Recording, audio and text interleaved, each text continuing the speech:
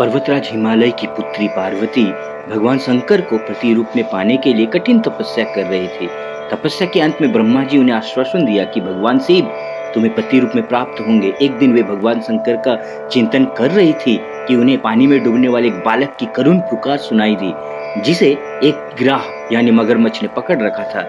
जब जब मगरमच्छ उसे खींचता तब तक उस बालक की क्रंदन बढ़ता जाता था। श्री पार्वती दौड़कर वहां पहुंची।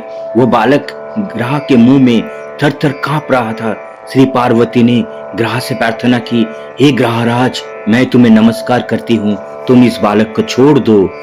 मगरमच्छ ने कहा, विधाता ने मेरे आहार का यह नियम बनाया है कि छठे दिन जो तुम्हारे पास आ जाए तुम उसे खा लेना। आज विधाता ने इसे ही मेरे पास भेजा है, मैं इसे किसी प्रकार छोड़ नहीं सकता। माता उमा बोली, ग्रहराज, इस बालक को तो छोड़ दो, इसके बदले तुम्हें अपनी तपस्या का पुण्य मैं दे देती हूँ। यह सुनकर ग्रह कुछ शांत हो गई। उसने कहा, ठीक है, यदि तुम अपनी पूरी की पूरी तपस्या दे दो तो मैं इसे छोड़ दूंगा।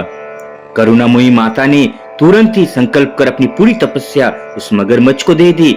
इस और तपस्या का फल पाते ही मध्याह्न के सूर्य की तरह वो मगरमच्छ प्रकाशित हो उठा। उसने कहा, देवी, तुमने अपनी सारी तपस्या का फल मुझे दे दिया, इसे तुम ले लो, मैं तुम्हारे कहने से इसे छोड़ देता हूँ। किंतु माता पार्वती इसे स्वीकार नहीं की। ग्रहराज देवी की भूरी भूरी प्रशंसा की और बच्चे को छोड़ दिया।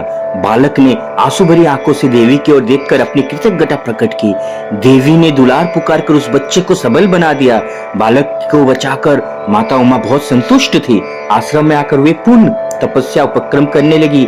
तब भगवान शंकर प्रकट हो गए और बोले, कल्याणी, अब तुम्हें तपस्या करने की आवश्यकता नहीं, तुमने ये तपस्या मुझे ही अर्पित की है, वो अनंत गुना होकर तुम्हारे लिए अक्षय बन गई है।